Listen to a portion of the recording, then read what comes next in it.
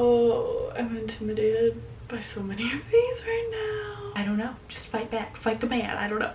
Because I am ashamed I have not read it yet, even though I've owned it for several months now.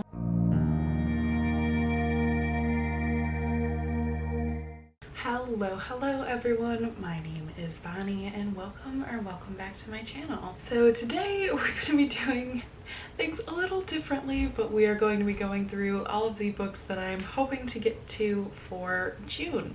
So while this is me discussing my June TBR, it is all inspired by the Whateverthon bingo board prompts made by Maddie over at Book Browsing Blog. Whateverthon is a read-a-thon that is taking place throughout the entirety of June. There's a bunch of different teams, different bingo boards for each team, and I'm sure it's going to be loads of fun.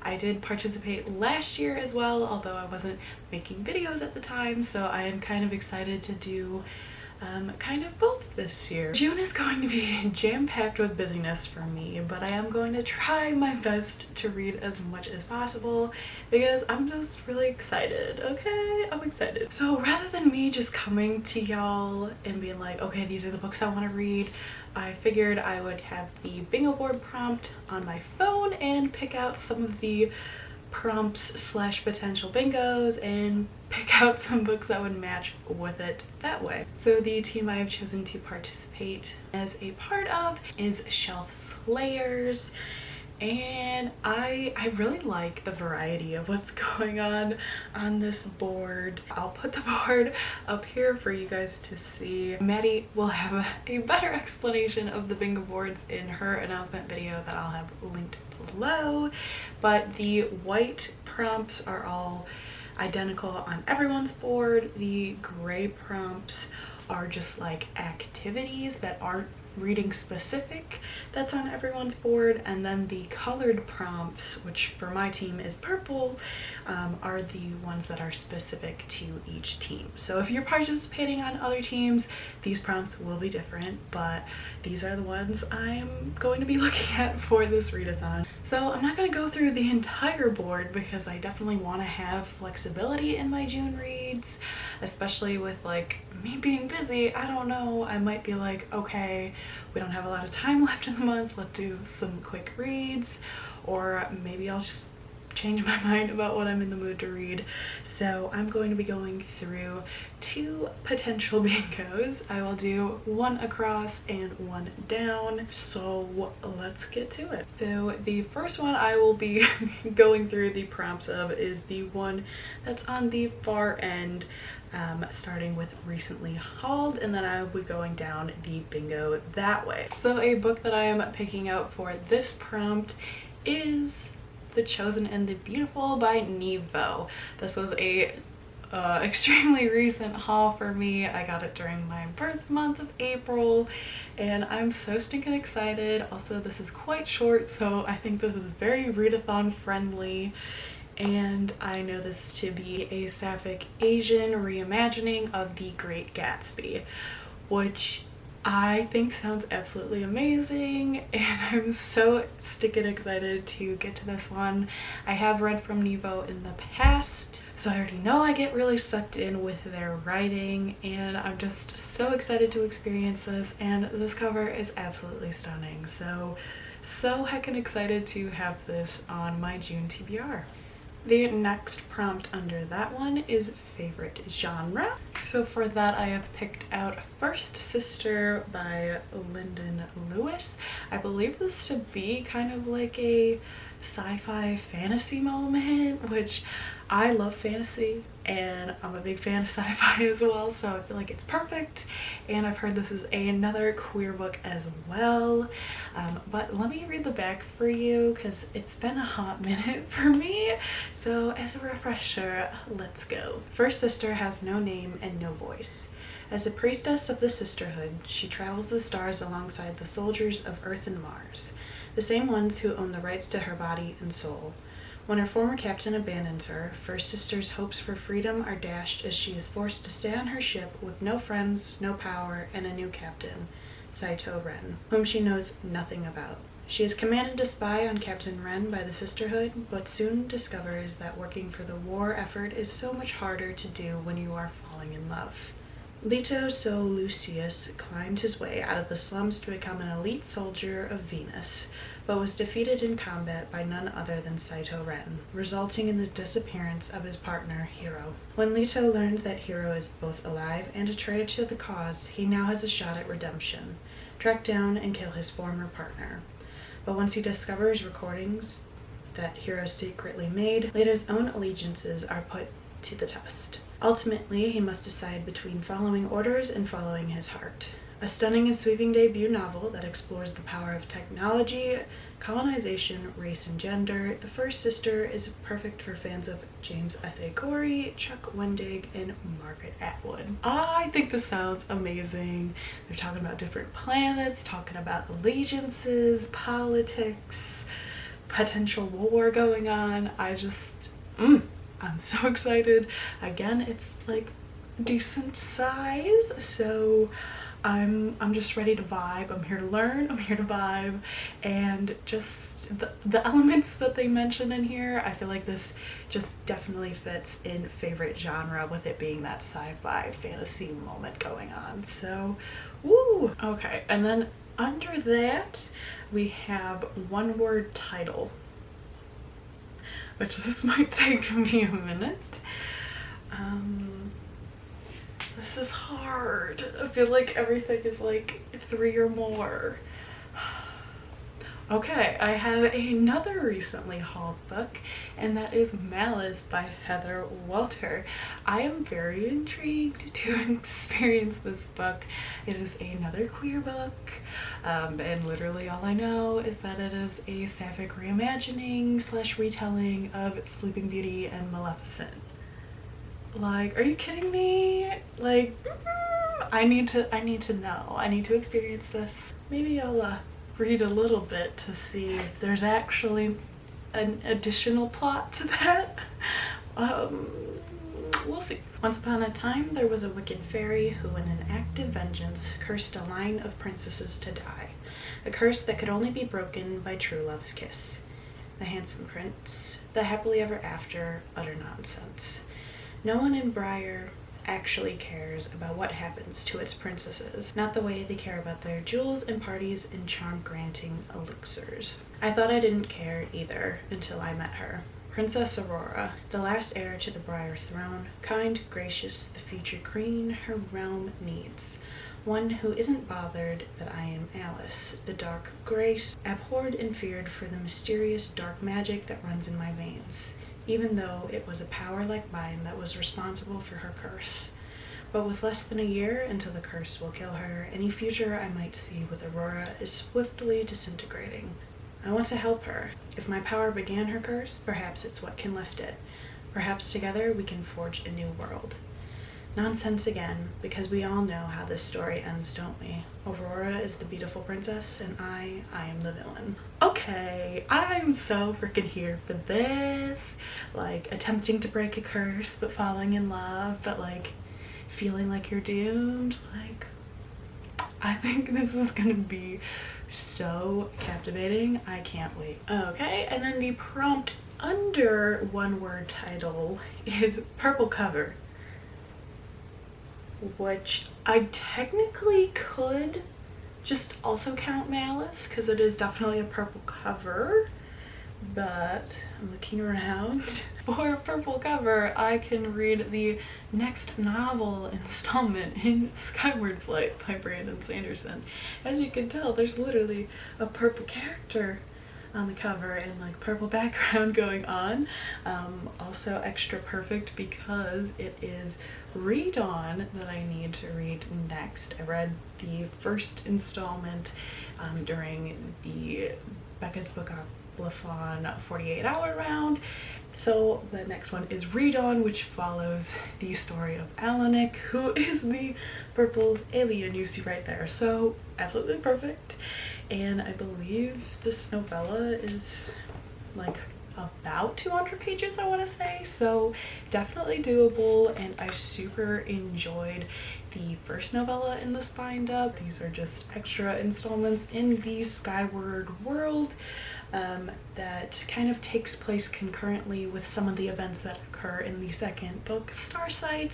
So I'm just really enjoying it because we get to see some of our favorite characters again that we didn't get to see much of in Starsight because Spencer kind of goes off on a different adventure. But Read-On, we're finally going to get to know more about Alanik that we slightly met in Starsight, so I'm very intrigued to see what characters she'll interact with and how the world will expand from here. So didn't expect to get this on my TBR again, but we're making progress, hopefully. And then the final prompt for that bingo line is complete a personal goal. So what I'm thinking for this is I will grab my bullet journal, which at the beginning of the year I always like write down books that I'm hoping to get to at some point during the year. It's always overly ambitious because, you know, my reading tastes change throughout the year, definitely by season to season, but I have it here, so let's open up, and I guess I'll just pick one. Whatever I'm vibing with, I'll pick. So I have my list here if you were curious at all. Progress wise, I've made some progress. Some have not been published yet, but they're on my mind. So let's see, I'm looking through what is possible right now.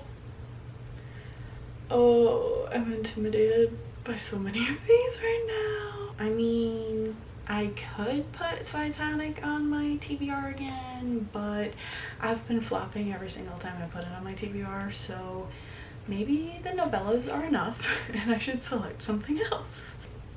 I'm scared, but I think I've made up my mind. Oh! So, from my goals, my reading hopes for the year, I had down Golden Sun by Pierce Brown. I'm so intimidated and scared of this book. But yeah, I think I will select this. It will help me continue on with this series. I just have the trilogy right now, but I know there's another trilogy series afterwards as well in continuation. But I read Red Rising, I believe last year, and only gave it 3 stars. It was definitely different than what I expected. I thought it was going to be far more sci-fi than it was, but it was definitely more like fantasy, like martial fantasy, dystopian kind of vibes. So much of it reminded me of the Hunger Games, so I think I was just really sold it wrong.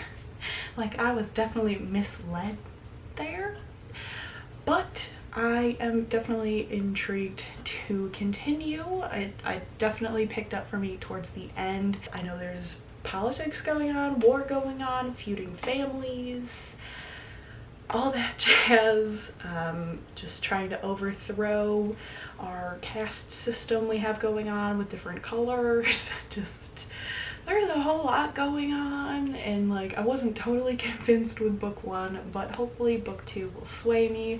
It is quite chunky, but I definitely flew through Red Rising. I think Pierce Brown has like a pretty action sequency writing that like just keeps you going, so hopefully this will be kind to me and it won't put me in a reading slump. I'm scared. That potentially completes that column for a bingo, and now on to the other one that I am targeting for now. We'll see how the month goes, but I am looking at the second row from the top, so I will start with blank color on the cover. So for this prompt, Maddie suggested you just pop open a random color generator and let it pick for you, so I have my phone, so let's do that. hello, we are up close and personal because I have the color generator up here. So I will just click the button to generate a color. It's starting on yellow olive. So, ooh, oxide red. Okay, it's definitely looking like a stronger red on my phone, probably because I am also wearing red. But it looks pretty brownish red to me, so let me go stare at some books for a minute. I think I have a winner. So for oxide red, I'm going to be picking Honey Girl. I feel like they definitely work together. Definitely the background color and some of like the flowers in her hair. I feel like it works. Okay, I'm gonna call it a yes, this works. But this is Honey Girl, another queer book, so loving that we are getting all of the queer reads on my TBR for June, which is Pride Month. Absolutely fabulous. So this, I know the premise of this is that a woman goes to Las Vegas and she wakes up the next day with a wife, and I believe it's kind of a exploration of yourself in your early to mid 20s and just kind of coming to terms with life and what comes next, that sort of thing. So let me read the flap for this, but I've heard really excellent things, so I'm excited to have this on here as a kind of contemporary story because I really don't read those. So let's read the flap for this one. With her newly completed PhD in astronomy in hand, Grace Porter goes on a girls' trip to Vegas to celebrate. She's a straight-A, hard-working high achiever. She is not the kind of person who goes to Vegas and gets drunkenly married to a woman whose name she doesn't know, until she does exactly that. This one beautiful, spontaneous moment upends Grace's carefully laid life plans. Staggering under the weight of her parents' expectations, a struggling job market, and feelings of burnout, Grace flees her home in Portland for a summer in New York with the wife she barely knows. In New York, she's able to ignore all the constant questions about her future and falls hard for her creative and gorgeous wife, Yuki Yamamoto. But when reality comes crashing in, Grace must face what she's been running from all along: the fears that make us human and the need for connection, especially when navigating the messiness of adulthood. I feel like this is going to be such a great story to read. Honestly, it might be far too relatable of being like, oh my gosh, adulthood, there's no escaping it, that sort of situation. But I think this is going to be really cute and fun. So I'm really excited that this is getting on to my TBR, and again, it's a pretty doable size, so I'm scared with how big my TBR is starting to get, but I'm also so hyped for so many of these books. Okay, and then moving to the next prompt next to the color on the cover is the prompt on a previous TBR.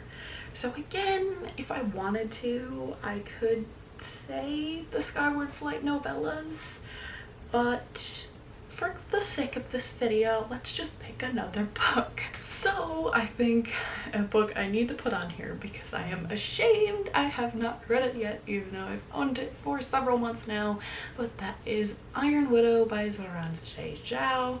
This book I think I will absolutely love. It is definitely a 5-star prediction for me, but this is another kind of sci-fi political fantasy going on that has queer polyamorous rep in it, and I've heard this to be a kind of sci-fi revenge story. So there's these ships that are piloted by a man, and I think the power source is a woman, and when our main character, either her sister or a really close friend, dies in one of these planes, our main character decides to join this flight experience to seek revenge on that pilot.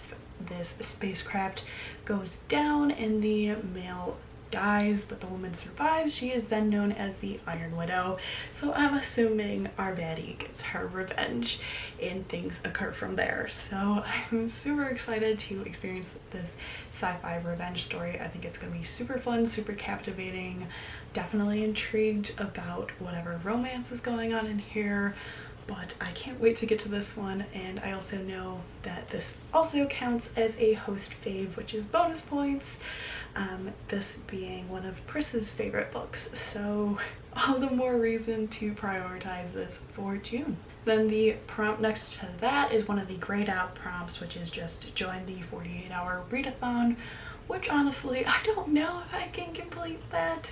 Maybe I will be able to in the early morning hours, but what Maddie predicts, it's going to be around like June 11th to June 12th, which is 2 of my friends' birthdays. So more likely than not, I won't be able to participate in a huge portion of it, but I can at least like pop into some of these sprints, hopefully, so I can be like, yes, I was there, I participated to some extent. So the next book prompt is another one specific to my team, with that being spooky book. Kind of stretching this a little bit by picking out a kind of mystery thriller. Like I don't think it'll really be spooky, but it might have me like on the edge of my seat fearing for the characters. Maybe that's what I'm thinking.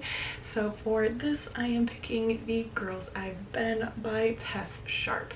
This is a YA thriller about our main character who has a past of, I believe, like con artistry. Like she's a master of disguise, she's lived different lives, that sort of thing. She goes to the bank one day with her girlfriend, and her ex-boyfriend ends up being there when the bank ends up getting held at gunpoint during a bank heist. So if y'all know, I love heists like so much. Like if I'm told something has a heist, I'm like 10 times more intrigued by it automatically. So I think this is gonna be a super fun, wild ride, and like who knows what she's gonna pull out of her bag of tricks with her having this past of like secret lives and skills. So I think she's gonna like try and fight off some bad guys, or I don't know, just fight back, fight the man, I don't know. But I think this is going to be so fun. With it being YA, I'm expecting this to be extremely fast-paced, and again, it's another queer rep book, so I'm thinking I'm really going to enjoy myself for this one. And yeah, with it being kind of like characters are held up at gunpoint, I think that'll be pretty scary, putting me pretty much on edge, so I will be counting this for a spooky book. And then the final prompt for this bingo is one we already talked about, which is favorite genre, but we'll be hitting this again for the bingo for in this video, because why not? And also, it's yet another book I should have read by now, but I haven't. But for favorite genre, again, I'm picking into that sci-fi, fantasy, politics kind of goings on with Harrow the Ninth by Tamsyn. I know y'all, I've put this on a couple TBRs now, and it still hasn't happened because I'm intimidated for my love of Gideon the Ninth. That was 5 out of 5 stars for me. Kind of dying to know what's gonna happen next, but I'm also terrified because Gideon the Ninth like made me cry like 3 or 4 different times. Like it broke me, but I loved it. So Harrow the Ninth just takes off right where we left off from that one. Gideon the Ninth is this like sci-fi necromancer book, but it's very political, murder mystery, tests of necromancy powers going on to attempt to become godlike beings. Like there is so much going on. Oh, but it's so freaking good. The sapphic energy I adore. So again, another queer book, a book I'm highly anticipating, and it definitely is considered a favorite because Gideon the Ninth was so freaking amazing for me. So this needs to go on my TBR, and hopefully I actually read it this time. So yeah, here is my stack that will potentially get me to bingos for Whateverthon.